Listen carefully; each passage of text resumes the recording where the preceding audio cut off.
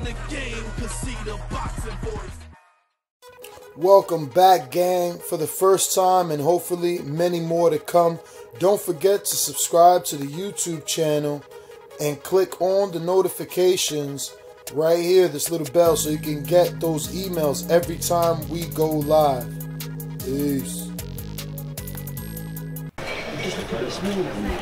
Do you think height, reach, size? I say it's not really like the size of the dog, it's the fight in the dog, and he's got that fight, do you know what I mean? But as the old great said, anticipation and timing beats speed, right? So yeah, I know how to counter punch, I know how to make him pay, I know how to make him miss. So like people kind of always neglect the thing about what I bring to the table is not just like a big punch, you know what I mean? We bring counter punching, we bring footwork, and we bring timing as well. So I'll be able to eliminate his speed. Is he the most lively opponent to slap? Him and Dylan, I'll put them up against each other. Do you know what I mean? If Dylan was fighting Parker, it would be a good 50-50 fight as well. So him and Dylan are both talented fighters, I'll say as well. Now you're not a man who has a ring walk tune every time you fight, right? You like to change it up.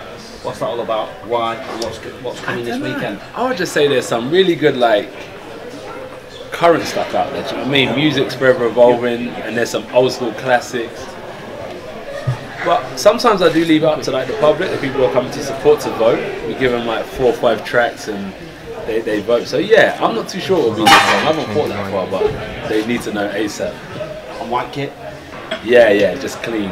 And I always wear the white kit because it pays tribute to the old school fighters. And I'm a big fan of Muhammad Ali, and he used to wear the white robe. I used to wear like the vest and all that, but I changed it to the robe. I took you to the exhibition, right? Yeah, and that's where we saw the robe. That's exactly. So yeah, that's where it comes from. I get a lot of inspiration from the old school. I'll take the credit for that. A little bit. Good luck, mate. See you in a week. See you soon. Cheers. AJ, we were here a year ago with Klitschko for the press conference. At the time he called you his little bro. You were cool with that comment at the time, but do you feel anyone's little bro now, or do you think those days are I'm gone? still his little bro, man. Yeah? Big respect to Klitschko, what he's achieved. He's a great ambassador of the sport and he achieved great things. So yeah, man, I've got a lot of respect for the champ. In terms of the rivals that you're fighting now, like Klitschko's gone now, do you think anyone else would ever call you a little bro from now on, moving forward? No? And if they did, it's just a little... Like Klitschko had your authority, right. You know what I mean, to call me that. Do you feel like you're the man now who's got that sort of authority to... No, because we're all relatively equal. Klitschko reigned for like, he was a champion for 10 years. Yeah. Do you know what I mean? So he was doing it for a long time, and none of us have been doing it that much. Well, actually, Wilder has to be fair. Yeah. But he hasn't fought the opposition at Klitschko. Do you think the 3rd belt that you stand to win would give you... Sorry. I'm going to stop paying these IBO sanctioning fees, man. Sorry. No one cares about that belt. Get rid of the IBO. What ones are you reckon? Well, once you take his belt off him, then do you think that gives you the authority to be that man, to be the elder statesman of the world heavyweight champion? No, because you've got to beat like the current and the future. Yeah. I think that's what Klitschko did to get authority. He beat the current, and then he beat all the future challengers as well. So I give him that that respect that he deserves. What did you see with Parker in the face-off? Did he have a presence? What did you yeah, he has a presence. He has a presence, but.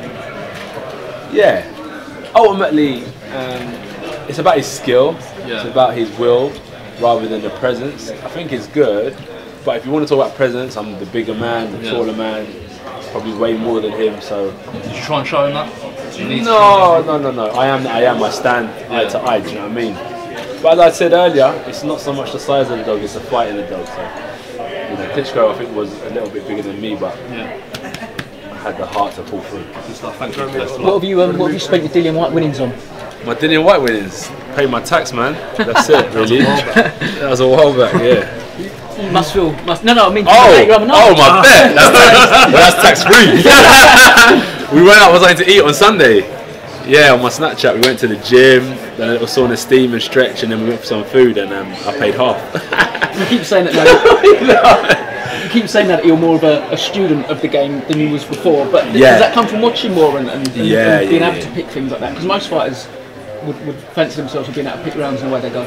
Yeah, like you remember that there's like, I'd say like 2 halves to a fight. First 6, second 6. And a lot of fighters at that level, when they want to prove themselves, they kind of start fading off. Look at myself against Klitschko. After round 5, I was shattered. So after round 5 is a real tricky time for fighters that are inexperienced because they don't have that ring generalship.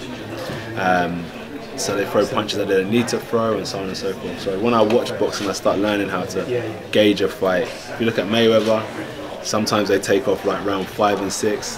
Lomachenko, I think, or who was it that said they're going to punch in the last 30 seconds? Sugar Ray Leonard against Hagler. So they get that ring generalship and stuff. So I watch it to learn these things for sure. You've always said that you've not paid overtime, you want to get out. For this fight, you did say you wouldn't mind taking a little bit longer.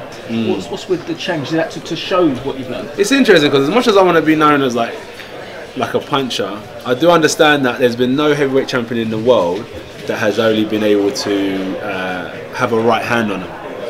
Which heavyweight champion do you know that you could only say, oh, he had a big right hand? You talk about their fighting skill, right? Their movement, their slip in the shots. Like Mike Tyson, even though he was known for a devastating knockout, we talk about his boxing IQ, head movement and stuff. So when I say the later rounds, is because I want to base my win on performance rather than just waiting to land a big right hand. Anthony, back in there he said what he did about having not decided how he wants to approach Saturday's fight yet. That's nonsense, isn't it? I mean, you can't prepare for 12 weeks or longer, think about the fight, be this close and not have a clue yet, can you? I think it's him being humble as well, do you know what I mean? But I do get what you're saying, but I do think it's him being humble and not trying to be too overconfident, which is good. But I think everything's appropriate for the time. And at this time, I'm quite confident. I've worked hard. I've dedicated myself to the sport. So I was more than willing to say, in my head, I have to prepare for a 12-round fight. But if we're talking about where I think it will end, I'm hoping to go somewhere between 7 and 9. We saw what Klitschko attempted to do with the USB stick. There was the American who said he'd written a chapter on how to beat you. They don't look like they're trying that, but they look like they're trying to get under Eddie's skin, and that might provoke you somehow. Do you think that's what they're trying to do? Trying to maybe? Yeah, I think they're doing a great job. It's promoting, self-promoting. It's the bullying before the fighting. So they say what they say, they get under your skin, and they say things. And like when you're in training camp and you're locked away from everything, any little thing can get to you because you're tired, you're angry, you're hungry, and all these type of things. So yeah, it's the little things they say that can wind you up. But Eddie's really good. He's witty, he's sharp, and he can kind of shut down a lot of people quick. Do you think we're seeing you in your prime now? No, you're going to see me stop prime in when I am my prime yet. I think when you see someone in their prime is when they stay at the top for like 4 or 5 years. But when you see someone get into their prime, I think that's what you'll start seeing now.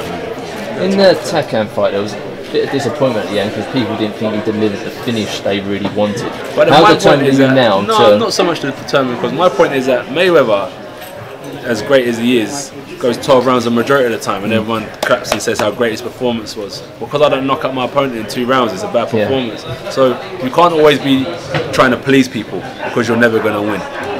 Everyone's got opinions. My job was to control Takam, move him around the ring where I want him, secure the win so I can move forward to 2018, and I think that was a mature performance in my opinion. So that's not in your thinking this Saturday? It's not about, I have to do the job, you know, for myself. It's about performance, not just about going in there and looking for Takam and just going bosh and hoping he flies out the ring.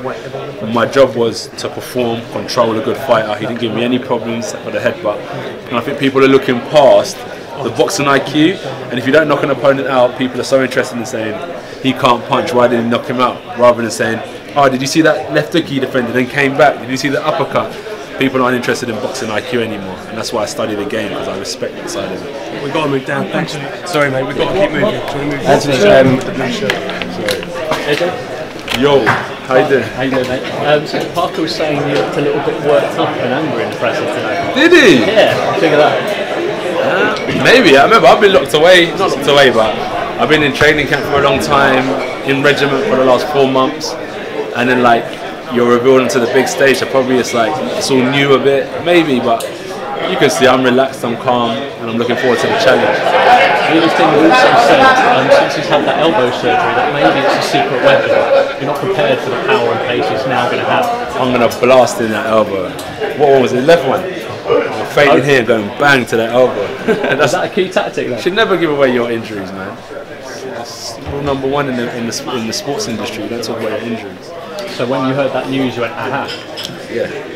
You also recently said you were going to throw the kitchen sink at him. What are you expecting back?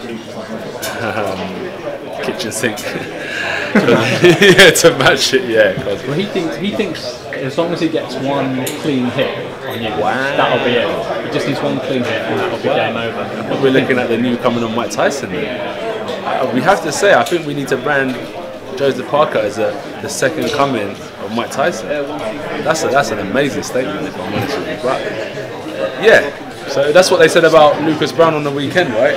All he needs is one right hand to knock you out. Doesn't always go that way. And your trainer is saying that probably Klitschko was a tougher fight than this. In terms of experience, ring generalship, yeah, of course.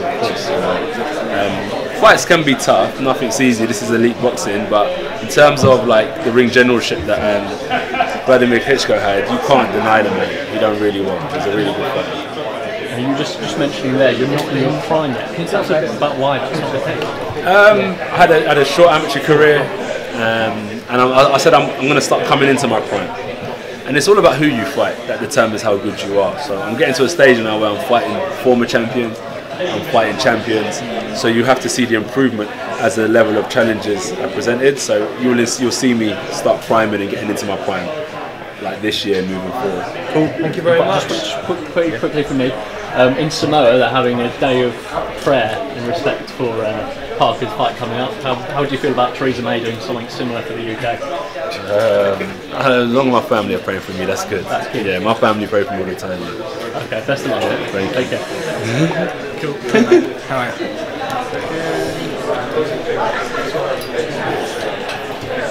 Have you done an interview with Australia before? First one? Yeah. Thank you. Sweet. Yeah, I already had a few, mate, yesterday. You're killing your time. Yeah, you're right.